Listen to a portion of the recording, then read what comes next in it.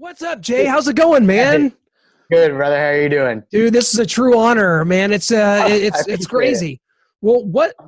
Tell us what's been up, man, because I know you escaped the serenity of the Hollywood Hills to Yeah. return back to Texas and with God's country anyway. So things going well. What's been up, man?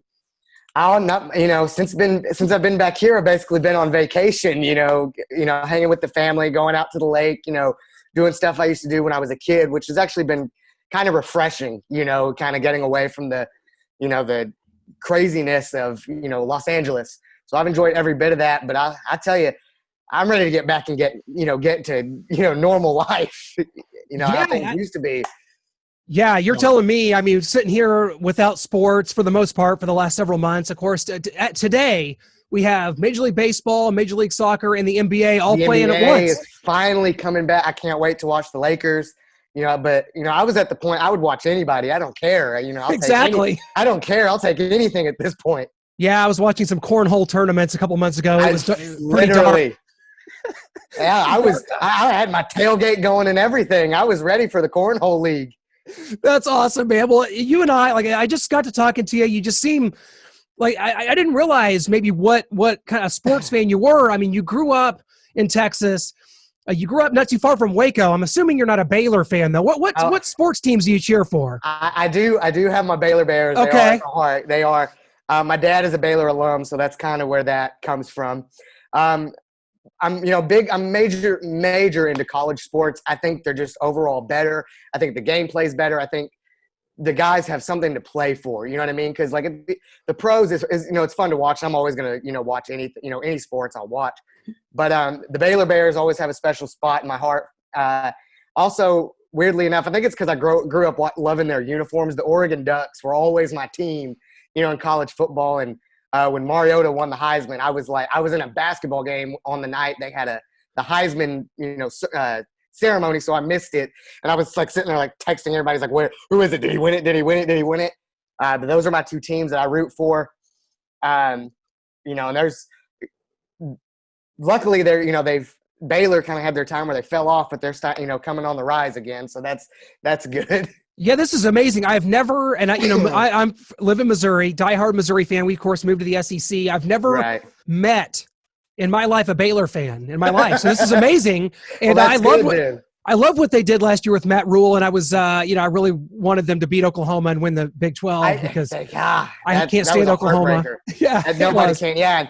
Yeah, and you probably have a little loyalty towards Texas Tech with your boy Mahomes out there, but it's hard to cheer for those Red Raiders sometimes. I get it, and those rivalries run deep, and that's kind of what the college football landscape has kind of collapsed on us. I grew up Missouri, Kansas is a huge oldest rivalry west of the Mississippi River that goes away. Texas and Texas A&M kind of go away. Right. College football landscape has changed, so you're out there on the West Coast where the Pac-12, but they've only added 2 teams. They haven't lost anything. So, but what's it like? You're from Texas where football is everything.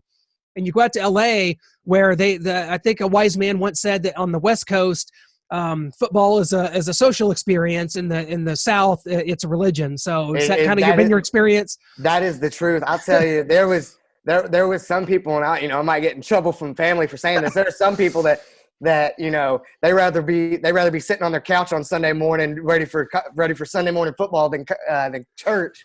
But that's just how it was growing up. You know what I mean? We, if the pastor looked up and it was almost game time, he said, "Okay, we have to wrap this up. Let's everyone pray with me." And that's how it was growing up. And then I got out to LA and I'm begging my friends, let's go to Chili's, let's go somewhere, let's just sit down, have a drink, watch the game, and nobody wants to do it. And I'll go by myself. I don't care because I have to have it. It's like a drug. I gotta have my football. So what are we gonna do then? Because we cover the SEC here. We're credentialed for the SEC, and we're so we get updates. Kind of we just before we hopped on, and they're talking about doing kind of a 10 game schedule plus 1 conference games plus 1 non-conference game. I mean, I feel as though we're kicking the can down the road a little bit here, and I hate to even think about a year without football because a year without football is a year I don't even want to remember. So. I couldn't do it. I'm not even. I love baseball, but I'm more of I got to be at this. I like being at the stadium to watch the baseball games. It's not as entertaining to me watching it on the TV.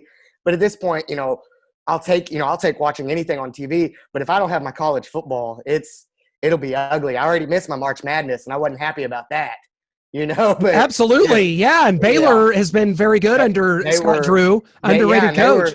They were, this is the best they've been in a long time. And that's about typical fashion that something like this would happen and wipe them out. Hey, they beat Kansas at Allen Fieldhouse this last year, and that was amazing. I loved every second of it. That doesn't happen. I need my college football. I've been getting my college football fix watching episodes of Last Chance U, which I love that show. Yeah. But I love the new season. I love it all. But like, I need the games to come back. I've gotten to where I'm watching on YouTube old games that I've seen 100 times, but I don't care. You and I we're like the same person, man. I tell you this exactly. But we were talking a little bit about Last Chance U on Twitter and how I love that show. I loved the East Mississippi seasons, and I loved the Independence, Kansas, because that's just a couple hours to the west of me here. So, and Jason Brown was so entertaining. It's like this coach Beam, a much better person, but I just feel like there's something kind of missing from the season. Like it just doesn't quite because. Scuba, Mississippi, tiny town, and kind of how the town rallied around. Independence, Kansas, tiny town, and they had this great B-roll shots of the country. And then it's like you go to Oakland where it's a commuter school, and they maybe don't kind of have the ties, or like you mentioned, the level of football just isn't quite the same. It is.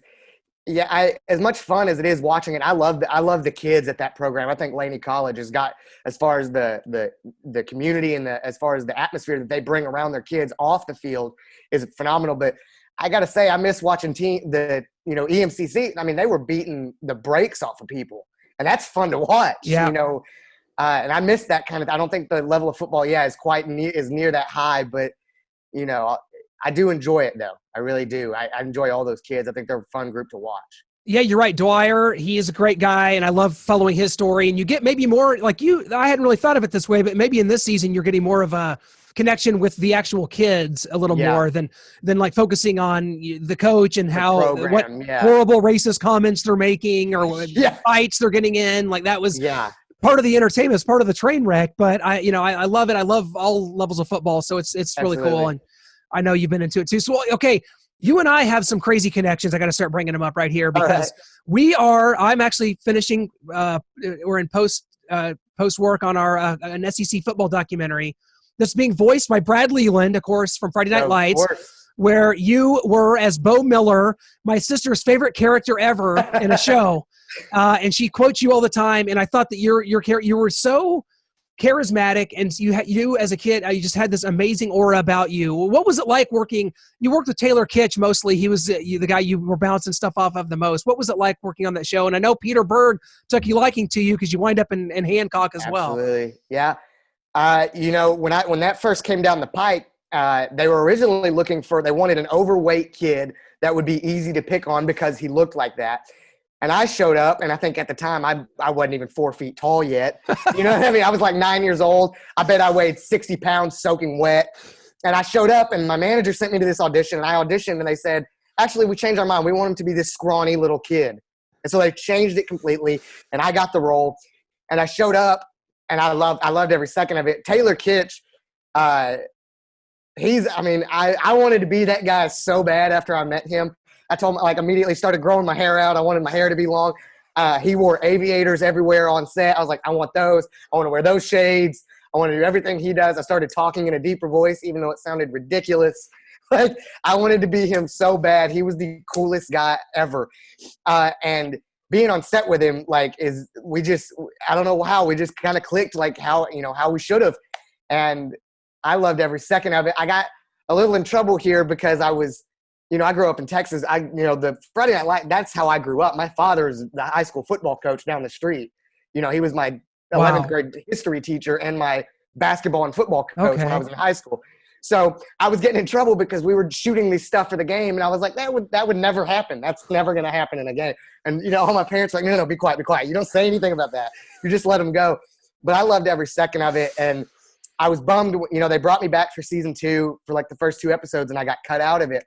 And I never came back, and I was really bummed out. I was always hoping, maybe especially towards the end, they would have maybe a thing where I got to come back and maybe get to wear, maybe a clip of me playing football and I'm wearing 33 or something like that.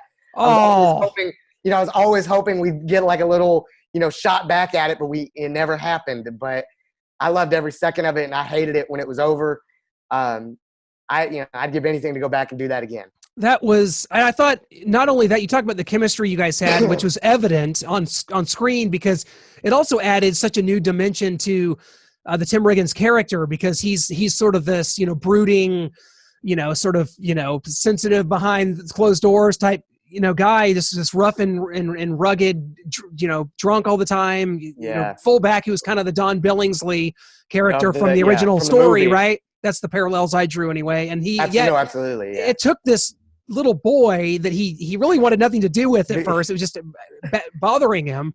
And it's like this bond you guys formed really, I thought, added so much to his character and really kind of made him the star of the show from that point forward. So you were really integral in that. Yeah, I have people growing up telling me all the time, they're like, I get it from women all the time. They're like, I thought Tim Riggins was hot, but I didn't like him as a person. And then you showed up and I fell in love with him. And I get that all the time.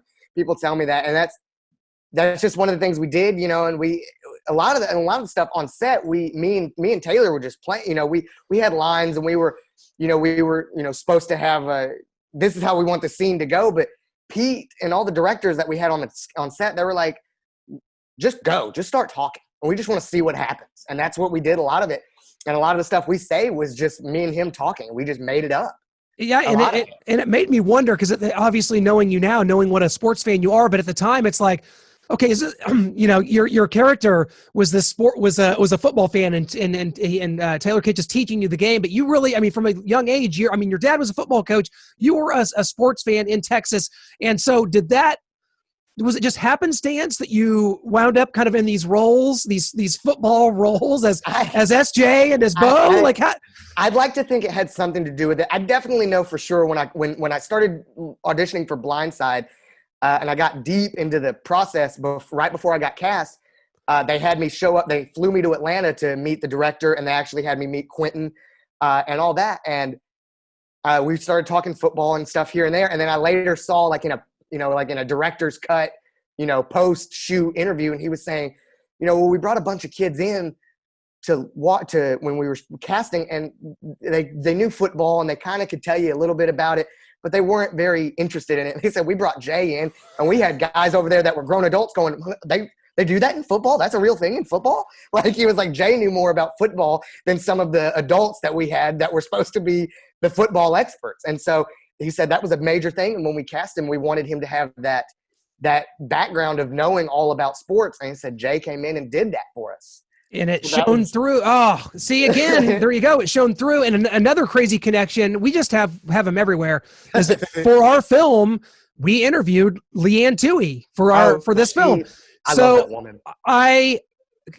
It was unbelievable. And so her daughter Collins was there, and her husband Sean were also, we did the interview at Vaught Hemingway Stadium in their suite, which is next to the Manning suite there. And Vaught Hemingway was amazing. And I was like, I don't know what Sandra Bullock did for this, if she lived with the Tooheys for a year, what she did, but it was the most spot-on portrayal of a human. It was amazing how she did it, because I didn't meet Leanne and them until later. Like, we were halfway through shooting before. Okay. But yeah, and then I met her, and I was like, oh my gosh, they're the exact same. Yes. It was ridiculous. It was. Yeah. I don't know what happened there, but it was like the mannerisms. she's just very quick-witted and sharp, and like, she's the sweetest lady in the world. But I got kind of doing the interview, and we just kind of asked a bunch of questions, and I made some kind of just like half-assed question, like, how did your life change after the Blindside? And she's like, well, that's a stupid question. She's sharp, like, she's on you know what I mean? And the thing is that Sandy's like that too. And the thing, she wore the wig is how they made her look like that. She's normally a brunette, and she would mess around with you. She'd have fun, joke around when she was brunette, but they put that blonde wig on her, and she'd snap into a different person. And she's quick and witty like that in real life too. So in a way, she was like that by her, just as her, she's like that. So it was no mystery of how she was able to figure it out, how to channel to be how Leanne is. Cause that's how Sandy is. But she'll snap at you. There's a scene in Blindside when we're sitting, I think it's the Thanksgiving scene. We're all sitting at the table, and I was sitting there looking earlier, and I was sitting there like this, talking to somebody, and she goes, hey, you should you shouldn't have your elbows on the table. And I was like, oh, okay, yeah, I apologize for that. And that was off off camera. And so I was sitting there talking, and she, hey, you need to get your elbows off. I said, okay, sorry, I apologize, because that's how she is. And then they say action, and we're sitting there rolling, and sure enough, there I am with my elbow on the table. And she goes, hey, get your elbows off the table. And I snapped and pulled them off, and you can see it on camera, and I snapped and pulled them off, because that's how she is. She just, once they say go, she's, hey, what are you doing? I'm like, nothing, I'm not doing anything. That's amazing. Well, is it as a kid actor, you're 9, 10, 11 years old doing this. Is it a case of when you're filming scenes, with Tim McGraw, with Sandra Bullock, is it a case of you don't know what you don't know, or is there an intimidation factor there where you're just like, oh my God, this woman was in Speed? That's my favorite movie. No, it was, oh yeah, oh my gosh, she's amazing. No, it was one of those, I was 12 when we shot it. And it was one of those I didn't realize until that 2 years later. I was like, I really did that. You know what I mean? Because of course, she is this icon, and she walks with that presence of who she is. But it never came to me until like years later. And I was like, oh my gosh, I was watching her in something else. And I was like, that's my mom right there. What are we doing? Like, I couldn't believe it, like years later. And then it actually hit me, and I started realizing like the magnitude of who I was working with. Well, and the magnitude of the story is so. Oh yeah, it's long, it's everlasting, and it's something that's part of the American lexicon. A lot of people will put The Blindside up there with some of the great football movies of all time. Rudy and some of the Wild, Invincible, and so many more. So it's part of the American lexicon, and it is. You also, not only that, you lost my camera there for a minute. You got so many wonderful SEC coaches, which is kind of what, part of what we did as well. We go to SEC Media Days every year. We had a Nick Saban moment last year where, I trying to get something in there, and just, you want the recognition. I'm just like, Coach, and he kind of looked at me and he's like, wait, what? I asked him about the slogan. It just means more in the SEC. He's like, what do you mean, the slogan? And I was just like, I could have died right there. Yeah. I could have disappeared. So you got to meet, Lou Holtz and Philip Fuller. They were all there. What was that like? I thought that was really cool. My dad, I'll tell you, thought it was the coolest thing ever. So we were filming that in the middle of April, and my dad is a school teacher and a coach, so he didn't really get to go out there with me. Luckily, we started shooting all the coaching stuff like the first week of when the summer break came out. So my dad was like, I'm on a plane right now. I'm coming. I'm not missing that week. And we had all those coaches there. And I got to tell you, my two favorites, even though they're all great, there wasn't one I didn't like it. I loved all of them. My two favorites are Lou Holtz and Nick Saban. Lou Holtz was just the coolest guy ever. I sat and talked with him for a while on set. And I didn't because I was 12, I didn't understand the resume that man had at that, And so getting to talk with him was great. But Nick Saban, he's an interesting guy, because you see him on the field on Saturdays and you see him in the press conference rooms. He's not really like that. Like, he walked in, and it was funny because people don't realize how long these things take to shoot. These things take days for 2 scenes. It could take days. And he showed up thinking, oh, I'll knock this out in a couple hours and I'll be back on my way back to Tuscaloosa. And he was there the whole day, and he goes, man, I couldn't do this. Y'all do this every day? He goes, I don't want to do this anymore. I couldn't do it. And just the sweetest guy ever, the nicest guy. And we were filming something that night, and he was already wrapped, and he left. And we were filming something that night, and I came back to my trailer, and there was a huge box, and on the top it said Alabama football. It was this huge, just massive box, and I opened it, and it was just this care package from him. And it had a T-shirt that he'd signed. It had a football that he'd signed, and a bunch of other stuff. And then it had a letter in there, and it said, Jay, if you ever want to come catch a game, or you want, anything you ever need, here's my office number. You give me a call, and we'll make it happen. And I was just like astonished. And then like, I couldn't believe it, because I never really watched him on the sidelines, at that time. And then I watched him that following season. I was like, he's not like that at all. He's mean here. Like, he's not like that at all in real life. He's the greatest guy ever.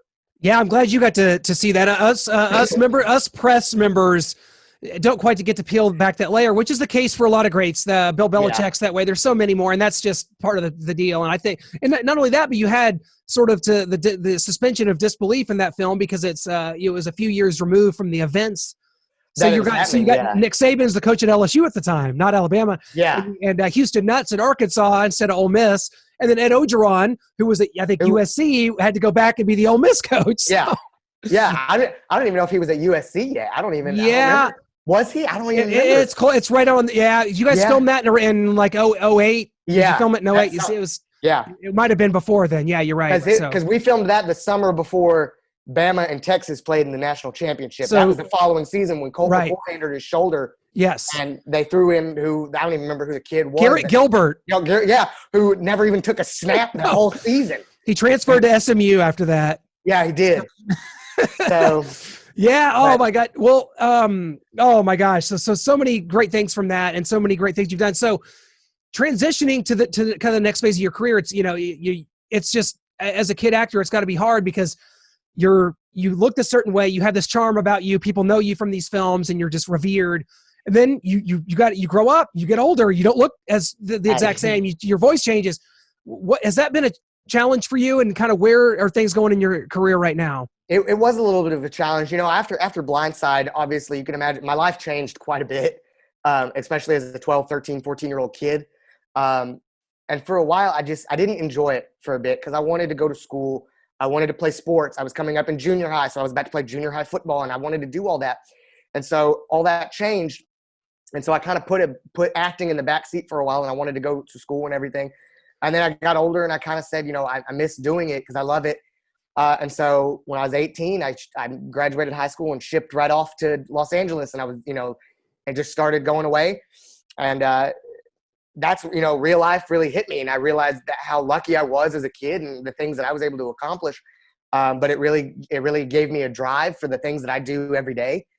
You know, and I really, you know, and the things I do, I'm always saying, look, you know, I have people all the time. They're saying, you know, where are you now? What do you do now? What happened? And I tell people, I'm like, I was like, I needed a break from it, but I said, I'm coming back, and I'm coming back for everything. Don't worry. I said, you know, it is definitely something to get used to. Once that kind of lifestyle change happens. But you know, I got some things coming up I'm pretty excited about. So we'll see. Well, excellent. And I think that I'd read somewhere that you'd been doing some coaching as well, and doing so. What's going on with that? And how can people get a hold of you if they want to look you up there? Yeah. So I've as most actors do, at some point they want to start directing, and I've started exploring that a little bit. And I actually love doing it. So this past year I've been doing that. I really focused on that this past year because that's something I can do at any time, which I enjoy doing. But you know, I'm mostly on Instagram and Twitter. Those are the two most places you can find me. My biggest thing, you know, I don't post a lot of my acting stuff because, you know, I do some here and there, but I want my social media to be people. I don't want people seeing the stuff they can find anywhere on my social media. So I do my weekly motivational stuff that I love doing. I've been doing for about 3 years now. I don't know why I do it. I just started doing it. And so that's my biggest thing is, you know, you can find me on Instagram at official Jae Head. And then on Twitter, it's the stupidest thing in the world. Somebody stole official Jae Head on Twitter and actually made, like I said this, and I posted something about it on Instagram years ago. I said, hey, if you want me on Twitter, it's Jae Head official. Somebody stole official Jae Head and is pretending to be me. And people were like, well, just because they have the same Twitter as you doesn't mean that they're pretending to be you. And I said, no. Go look at the page and come back and tell me that. And sure enough, everybody was like, oh, I see what you're saying. Because they were posting pictures that I had on Facebook and all this stuff that my mom was posting on Instagram, and they were posting those on the Twitter. Oh. But yeah, so it's Jae Head official at Instagram and official Jae Head or official Jae Head at Instagram, Jae Head official on Twitter. Some dude trying to take some of those SJ groupies, man. That's what it was, man. It was, yeah. I hope it was worth it. Oh my God. Jay, I'll tell you what, I could literally talk about sports with you forever, man. You should do your own, you should do a podcast, to be honest. Have you ever looked into that? I've thought about it, and I've thought about if I wanted to do maybe sports or if I wanted to talk about movies that I'm seeing and stuff like that. But I might have to do one and just do a little bit of both and just say, look, today's episode, if you're a sports guy, if you're not, or if you're a sports guy, you're going to love this episode. If you're not really somebody that does sports, you might want to click on to the next one, but I don't know. We'll see. You know, I do 3 myself. I do a music one where we interview musicians. I do I do a nostalgia one where we interview people from 80s and the 90s. We do a whole Saved by the Bell review that's awesome. with characters from the show. In fact, Mark Paul Gosselaar stealing our ideas. We speak. He's doing a Saved by the Bell review right now. He's taking it out from under us. So. We're always up for it, and man, we should connect. I can always help you out or anything you guys need as far as getting one going. You have this you're just have a wonderful neck. You're a very positive person that is just great to talk sports with, and you have you have a lot of knowledge. So you got to get that out there. The world needs it, man. Do. I'll start looking into it. Oh, Jay, thank you so much, my friend. We'll do it again sometime, anytime. I would love to. Anytime, I'd be honored. Awesome, Absolutely. Jay. Thanks so much. Have a great weekend. Stay safe, stay healthy, my friend. You as well. Thank you so much.